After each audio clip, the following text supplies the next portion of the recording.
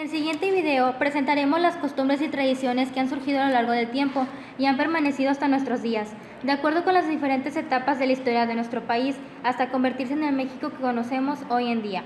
Época prehispánica. Comenzaremos con los aspectos culturales que esta época nos dejó. Podemos tomar como ejemplo la ropa bordada, ya que antes se utilizaban para ceremonias importantes como prendas de gala.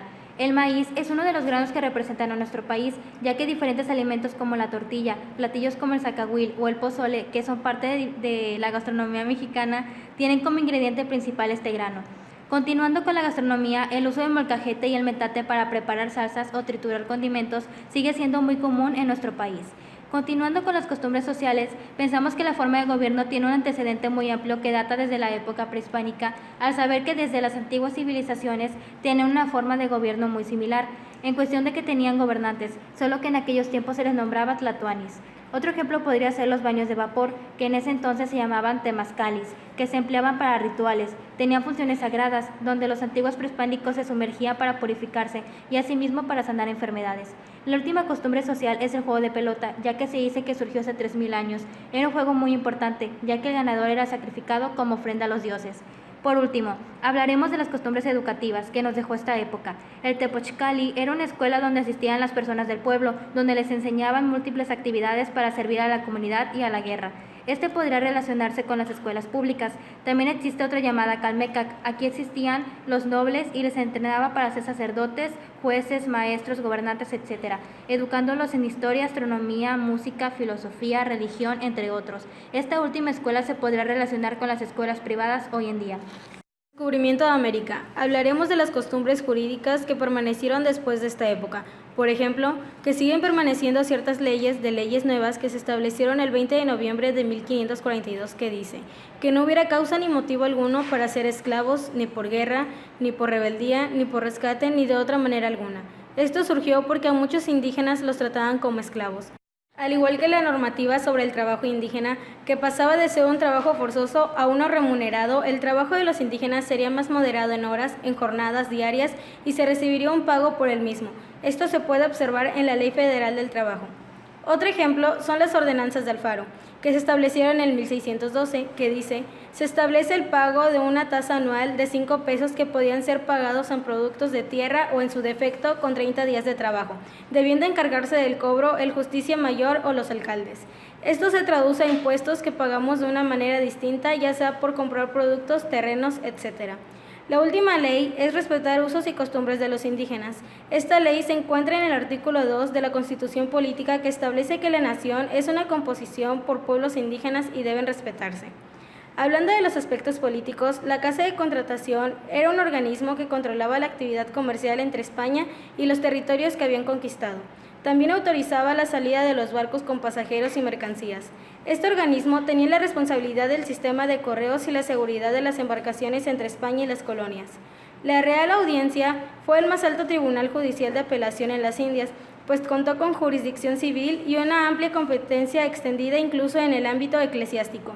Y por último, la creación de las audiencias indianas, que tuvo como principal objetivo reafirmar la supremacía de la justicia del rey por sobre la de los gobernadores.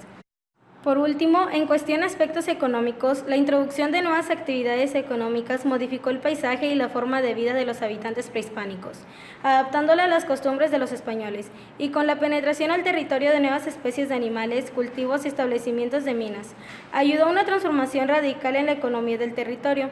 También desarrollaron nuevas rutas de comercio y pudieron traer más productos nuevos a este territorio vía marítima gracias al primer puerto que se creó en Veracruz. Después emplearon lo que fue la moneda, ya que antes los nativos utilizaban el cacao como forma de pago. Época colonial. Iniciando con los aspectos económicos, destacan las actividades agrícolas, ganaderas, mineras, los puertos, principalmente el primer puerto de Veracruz, donde se exportaban e importaban productos, y el mercantismo, que ofreció un control de la moneda, unificación del mercado interno y hubo un aumento en la propia producción. Gracias a esto, la Nueva España tenía un sistema político y económico mucho más estable y ordenado. Continuando con los aspectos políticos, los cabildos fueron uno de los primeros organismos que España trajo a América y que podemos encontrar presente como una de las repercusiones que marcó la colonización. Hoy en día son parte de lo fundamental de la estructura de un municipio. Estos son conformados por grupos civiles. Gracias al avance en la conquista del Nuevo Mundo, obligó a la corona a dividir el territorio en gobernaciones. Estas generalmente fueron otorgadas al jefe de las huestes conquistadoras por medio de las capitulaciones respectivas y en general confirmadas después por el rey como premio. En cuestión de aspectos sociales, uno de los más marcados fueron las diferentes clases sociales que existían en Nueva España, ya que discriminaban a los indígenas. Este también fue otro problema social, al igual que los mestizos, que eran la clase social más baja que existía. En la punta estaban los españoles y después de estos le seguían los criollos, que eran descendientes de europeos nacidos en América. También el papel de la mujer en esta época no era el mejor, ya que estuvo reducido a las labores domésticas, la educación de sus hijos, el cuidado de su matrimonio y a llevar una vida espiritual y moral según la religión católica. Aspectos culturales de esta época fueron los forjadores de artesanías, ya que cuando los españoles llegaron trajeron consigo la herrería, a la cual personas de clase media-baja comenzaron a dedicarse. También existían los orfebres, que se dedicaban a trabajar el oro, la plata y piedras preciosas para diseñar adornos, esculturas y decoraciones. También trajeron con nosotros lo que son las misas y con ello las celebraciones religiosas como lo es la Semana Santa, la Navidad, las posadas, entre otras.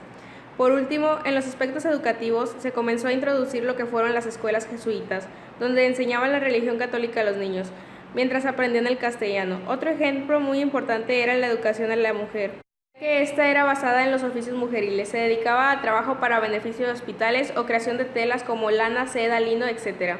Así que las mujeres no recibían la misma educación que un hombre. En consecuencia de toda esta enseñanza se dice que los indígenas se dieron cuenta de que eran ciudadanos libres y reconocieron sus propios derechos, pero desgraciadamente esos no fueron reconocidos.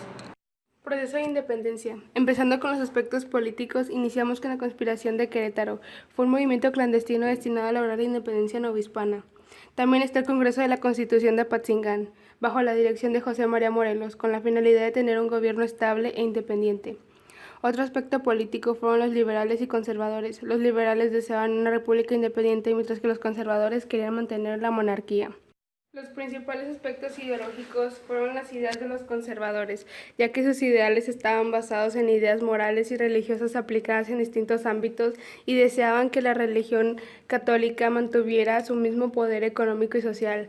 En cambio, las ideas de los liberales era tener una república federal, modernizar el país a través de la industrialización y separar la Iglesia del Estado, entre otras.